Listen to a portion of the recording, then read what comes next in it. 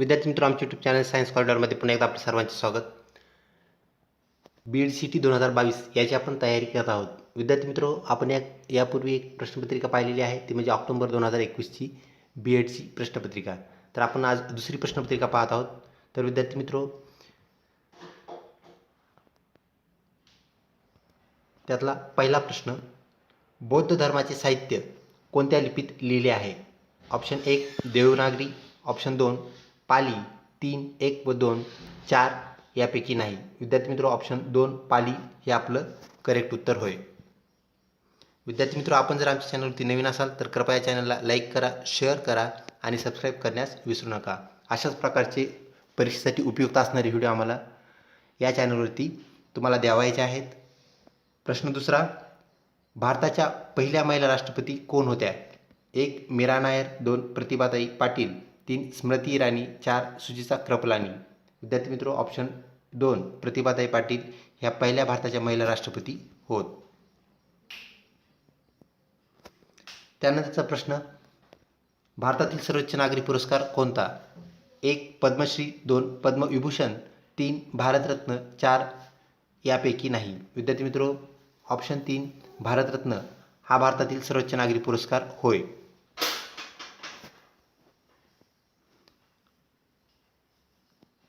त्यानंतरचा प्रश्न, केसरीचे पहिले संपादक कोण होते?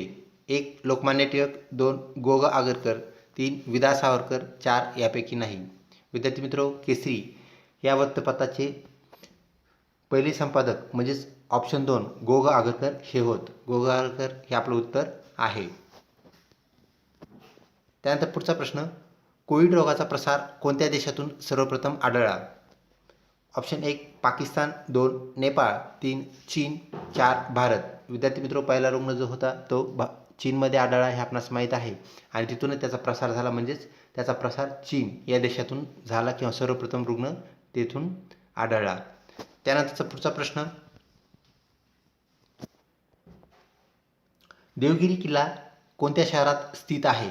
ऑप्शन 1 औरंगाबादमध्ये, 2 दौलताबादमध्ये, 3 कंधार येथे, 4 यापैकी नाही. विद्यार्थी मित्र, आपणास माहीत आहे देवगिरी किल्ला म्हणजेच दौलताबाद किल्ला आपण ज्याला म्हणत असतो, तर ऑप्शन 2 दौलताबाद हे आपलं उत्तर होय. कंधार येथेही एक भुईकोट किल्ला आहे जे आपणास माहीत आहे, तो नांदेड जिल्ह्यामध्ये आहे. तर ऑप्शन 2 दौलताबाद हे आपलं करेक्ट उत्तर होय. त्यानंतर पुढचा प्रश्न, भारताच्या सुप्रीम कोर्टाच्या पहिल्या महिला न्यायाधीश कोण होत्या? 1 नगरत्ना, 2 फातिमा बीवी, 3 सुजाता मनोहर, 4 यापैकी नाही. तर विद्यार्थी मित्र, ऑप्शन 2 फातिमा बीवी ह्या भारताच्या पहिल्या महिला सुप्रीम कोर्टाच्या जज म्हणजेच न्यायाधीश होत. तर सुजाता मनोहर ह्या भारताच्या दुसऱ्या महिला न्यायाधीश आहेत, हे आपण लक्षात ठेवावे. आणि सर्वात कमी वयाच्या सुप्रीम कोर्टाचे न्यायाधीश कोण झाले असा जरी प्रश्न आला तरी त्याचा आन्सर ऑप्शन 2 फातिमा बीवी हे आहे, हे आपण लक्षात ठेवावे.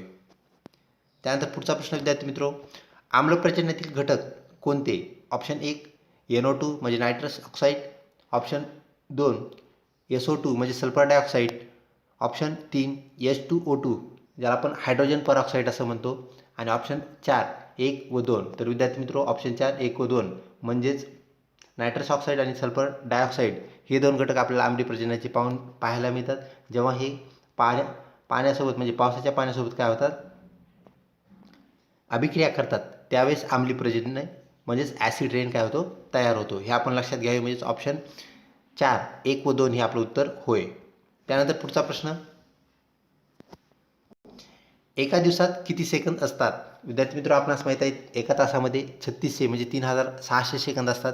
तर 3600 गुणिले 24 असं आपल्याला ते करावं लागेल. तर पाहूया आपले ऑप्शन्स काय सांगतात. Option 1 84,400, option 2 86,400, option 3 1,72,800, option 4 34,56,000. तर विद्यार्थी मित्र, ऑप्शन 2 86,400 हे आपलं उत्तर होय. त्यानंतर पुढचा प्रश्न, भारतातील पहिल्या महिला शिक्षिका कोण होत्या? 1 आनंदीबाई जोशी, 2 सावित्रीबाई फुले, 3 अरुणा असफ अली, 4 यापैकी नाही. तर विद्यार्थी मित्र, आपणास माहीत आहे पहिल्या डॉक्टर ज्या होत्या महिला डॉक्टर त्या आनंदीबाई जोशी ह्या होत, आणि ऑप्शन 2 हे आपलं उत्तर आहे, ते म्हणजे सावित्रीबाई फुले. तर सावित्रीबाई फुले ह्या पहिल्या भारतातील महिला शिक्षिका तसेच मुख्याध्यापिका होत्या. तर ऑप्शन 2 आपलं उत्तर आहे. त्यानंतर पुढचा प्रश्न, भारताचे मिसाईल मॅन म्हणून कोणास संबोधतात? ऑप्शन 1 अब्दुल कलाम, 2 होमी भाभा, 3 PC रे, 4 CV रमन. तर विद्यार्थी मित्र ऑप्शन 1 अब्दुल कलाम यांना भारताचे मिसाईल मॅन म्हणून संबोधतात. हे आपणास माहीत आहे. अग्नीसारखे मिसाईल्स त्यांनी बनवले हे आपणास माहीत आहे. त्यानंतर पुढचा प्रश्न क्रमांक 12, ययाती कादंबरी कोणी लिहिली? ऑप्शन 1 यदुनाथ थत्ते यांनी, 2 शिवाजी सावंत यांनी, 3 प्र के अत्रे यांनी, 4 लोकशाहीर अण्णाभाऊ साठे यांनी. तर विद्यार्थी मित्र ऑप्शन 2 शिवाजी सावंत यांनी ययाती ही कादंबरी लिहिली. त्यानंतर पुढचा प्रश्न विद्यार्थी मित्र तो म्हणजे प्रश्न क्रमांक 13, जागतिक महिला दिन कोणत्या दिवशी साजरा करतात? 1 8 मार्च रोजी, 2 1 डिसेंबर रोजी, 3 5 जून रोजी, 4 यापैकी नाही. तर विद्यार्थी मित्र आपणास माहीत आहे जागतिक महिला दिन म्हणजेच वर्ल्ड वुमेन्स डे आपण 8 मार्चला साजरा करत असतो. 1 डिसेंबरला आपण जागतिक एड्स दिन साजरा करतो आणि 5 जूनला जागतिक पर्यावरण दिन म्हणजेच वर्ल्ड एन्व्हायरमेंट डे आपण साजरा करत असतो. हे आपण लक्षात ठेवावे. तर 8 मार्च हा जागतिक महिला दिन साजरा करण्याचा दिवस हा होय.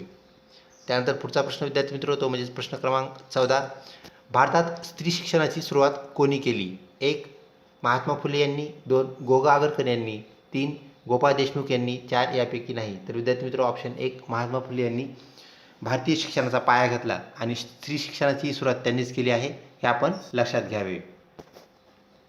त्यानंतर पुढचा प्रश्न विद्यार्थी मित्र तो म्हणजेच 10 कोटी ही जी संख्या आहे 10 कोटी, तर 10 कोटीवर 10 वर किती शून्य येतील? म्हणजे 10 अंक जो आहे 10 कोटीमधला त्याच्यावर किती शून्य येतील असा हा प्रश्न आहे. ऑप्शन 1 8 शून्य येतील, ऑप्शन 2 9 शून्य येतील, 3 10 शून्य येतील आणि 4 6 शून्य येतील. तर विद्यार्थी मित्र ऑप्शन 2 हे आपलं उत्तर होय. त्यानंतर पुढचा प्रश्न, 2 तोंडी कुत्रा याचा अर्थ काय? ऑप्शन 1 दुतोंड्या, 2 सुभाषिक, 3 भाषा उपासक, 4 यापैकी नाही. तर विद्यार्थी मित्र 2 तोंडी कुत्रा याचा अर्थ 2 वेगवेगळे वाक्य बोलणे किंवा आपल्या वाक्यावर ठाम न राहणे म्हणजेच दुतोंड्या हे त्याचा काय आहे अर्थ आहे. म्हणजेच ऑप्शन 1 हे आपलं उत्तर होय. त्यानंतर पुढचा प्रश्न विद्यार्थी मित्र तो म्हणजे जसे मेणबत्ती प्रकाश तसे कोळसा बरोबर काय? म्हणजे विद्यार्थी मित्र अक्षरमालेचा हा प्रश्न आहे ज्याला आपण लेटर सिरीज असं म्हणतो. तर ऑप्शन 1 उष्णता, ऑप्शन 2 विद्युत, ऑप्शन 3 ऊर्जा, 4 यापैकी नाही. तर विद्यार्थी मित्र अशा प्रकारच्या प्रश्नामध्ये काय करायचे असते हे आपणास माहीत आहे. तर पहिल्या 2 जे घटक असतात म्हणजे जसे इथे मेणबत्ती आणि प्रकाश आहे ह्यामध्ये जो संबंध आहे म्हणजे मेणबत्ती काय देते तर प्रकाश म्हणजेच उजेड देते. तर कोळसा काय देईल असा हा प्रश्न आहे. तर उत्तर पर्यायापैकी उष्णता, विद्युत, ऊर्जा आणि यापैकी नाही. तर यापैकी विद्यार्थी मित्र तो आपल्याला हीट म्हणजेच काय देईल तर उष्णता देईल हे आपणास माहीत आहे. म्हणजेच कोळसा उष्णता यांची जोडी लागेल म्हणजे जसे मेणबत्ती प्रकाश तसे कोळसा उष्णता. ऑप्शन 1 हे आपले उत्तर होय. त्यानंतरचा प्रश्न विद्यार्थी मित्र तो म्हणजेच 18वा, महात्मा गांधींनी दांडी यात्रेचा प्रारंभ कोठून केला? म्हणजे दांडी यात्रा कोठून सुरू झाली? ऑप्शन 1 साबरमती येथून, 2 वाराणसी येथून, 3 नाशिक येथून, 4 पुणे येथून.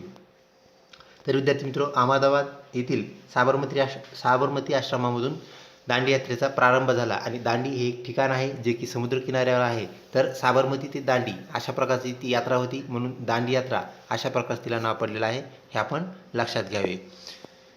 पुढचा प्रश्न म्हणजेच प्रश्न 19, फ्रेंच ल्यूचा अर्थ काय?